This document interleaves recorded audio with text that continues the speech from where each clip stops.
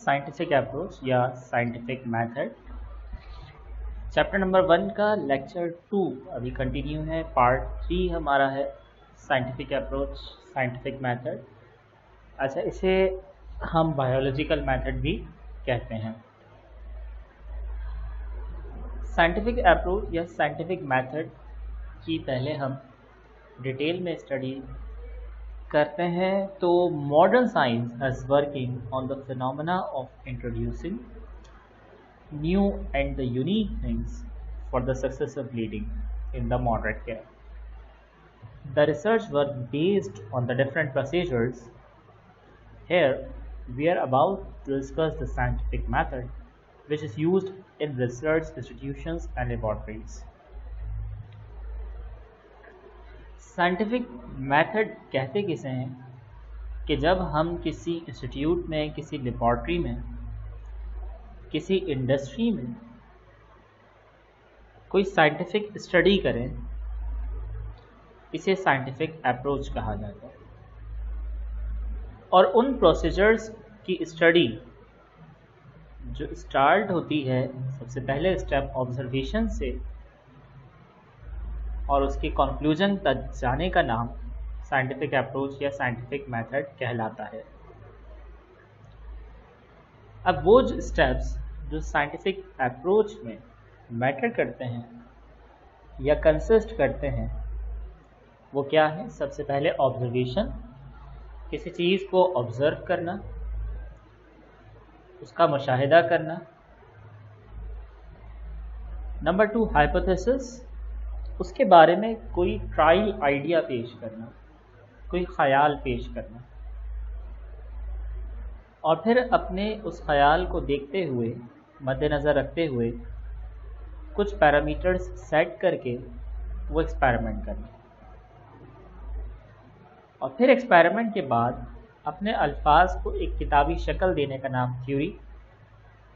और अगर आपकी की गई ऑब्जर्वेशन सही साबित हो जाती हैं तो ये बनता है बाकायदा साइंटिफिक लॉ।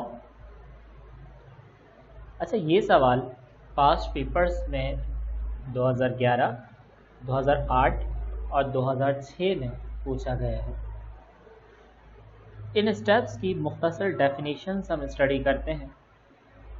तो सबसे पहले observation, which is the basic tool to go for elaborating a phenomena. किसी फिनोमेना को एलेबरेट करने के लिए जो बुनियादी टूल है वो ऑब्जर्वेशन है। लेकिन याद रखो, ये पर्सन टू पर्सन यानी इंडिविजुअल में वेरी करता है। किस बुनियाद पे? According to the basis of skills of elaboration.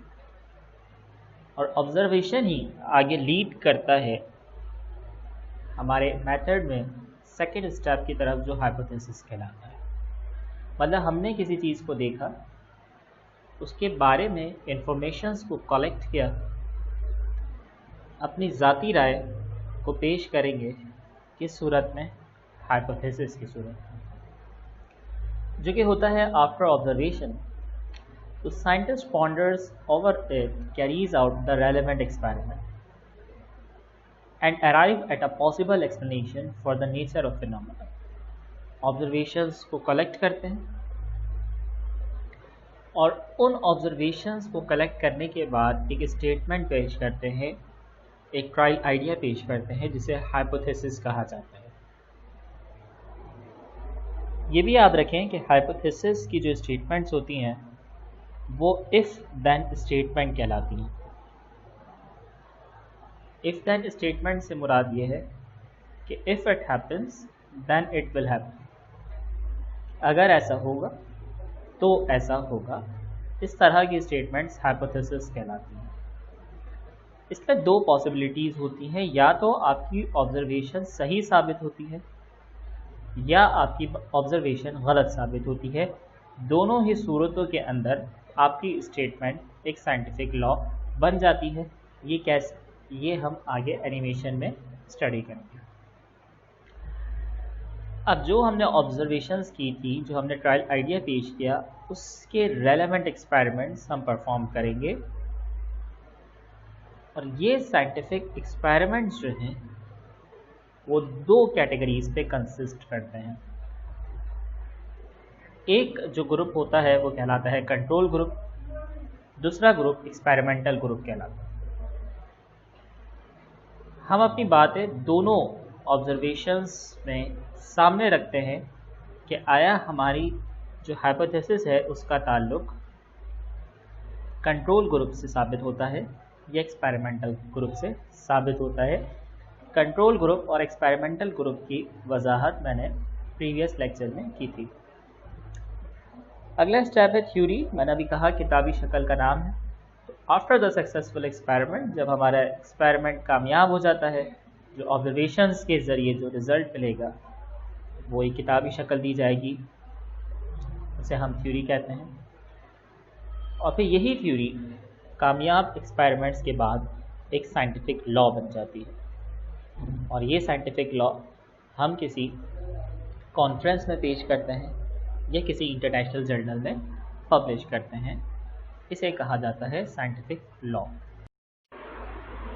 अच्छा, साइंटिफिक मेथड या साइंटिफिक अप्रोच को जब हम स्टडी करते हैं बिगिनर क्लासेस में, तो इसे स्टडी करते वक्त, मेमोराइज़ करते वक्त या समझते वक्त जो हम टर्मिनोलॉजीज़ इस्तेमाल करते हैं ये बहुत मुश्किल होती हैं।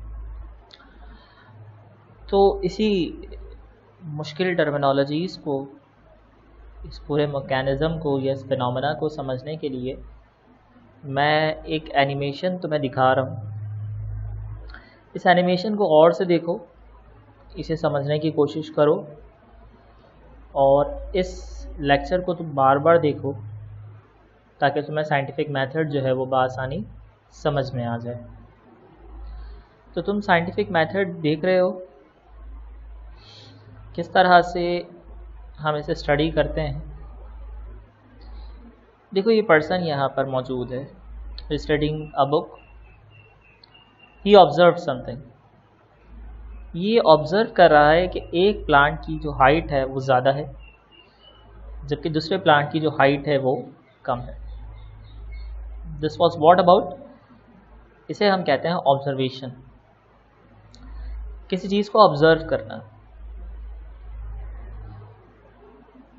ऑब्जर्वेशन के बाद हम अपने नेक्स्ट स्टेप पे जाते हैं, जिसे कहते हैं हाइपोथेसिस। इस हाइपोथेसिस में मैंने बताया कि ट्रायल आइडिया होता है। हम वो टेस्टिंग करते हैं कि बजाते किस चीज़ की बुनियाद पर ये पैरामीटर्स काम कर रहे हैं, और फिर आगे जाके हम करते हैं एक्सपेरिमेंट्स। तो सबसे पहले हम टेस्ट 1 जो है वो करेंगे परफॉर्म। इसके लिए हम अपने पैरामीटर्स सेट करेंगे, और टेस्ट 1 क्या है? Book reading. हम दोनों प्लांट्स के सामने बुक रीड करके देखेंगे कि आया प्लांट की ग्रोथ पे बुक रीडिंग का कोई असर होता है या नहीं। डे 1 हमने किया, इसी तरह से डे 2, डे 3, डे 4। ये जो ऑब्जर्वेशंस है हम मुसलसल करते रहेंगे। इस एक्सपेरिमेंट को मुख्तलिफ ट्रायल से गुजारा जाएगा, और तुम देखो हम 30 दिन तक इस एक्सपेरिमेंट को करके अपना पैरामीटर चेंज करेंगे। पहला टेस्ट है हमारा बुक रीडिंग का। टेस्ट 2 जो हम करने जा रहे हैं वो है म्यूज़िक। हम यहाँ इन दोनों प्लांट्स को म्यूज़िक जो है वो सुना रहे हैं, और ये ऑब्ज़र्व करेंगे कि क्या इस म्यूज़िक का कोई ताल्लुक़ है या नहीं। इस तरह से पहले ऑब्जर्वेशन की थी डे 1, डे 2, डे 3, डे 30 तक। इसी तरह हम यहाँ पे भी डे 30 तक ऑब्जर्वेशंस करेंगे, और हम ये ऑब्ज़र्व करेंगे कि क्या इस प्लांट की ग्रोथ पे कोई फ़र्क पड़ रहा है या नहीं। तीसरा पैरामीटर जो हमने सेट किया था, जो तुम एनिमेशन में देख रहे हो, वो तीसरा पैरामीटर है सनलाइट।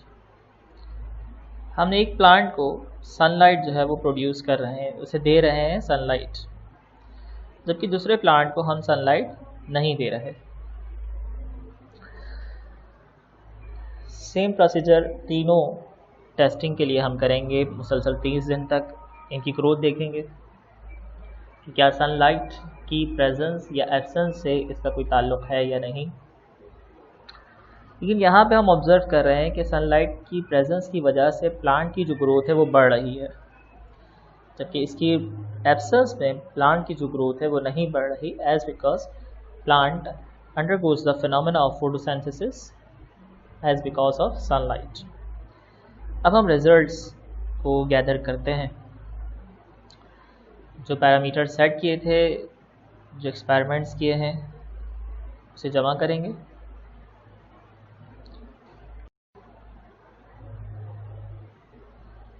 टेस्ट 3 जो हमने सनलाइट की मौजूदगी में किया, और फाइनली हम इस नतीजे तक पहुँचे कि सनलाइट जो है वो प्लांट की ग्रोथ के लिए ज़रूरी है। So this is all about the scientific method and scientific approach.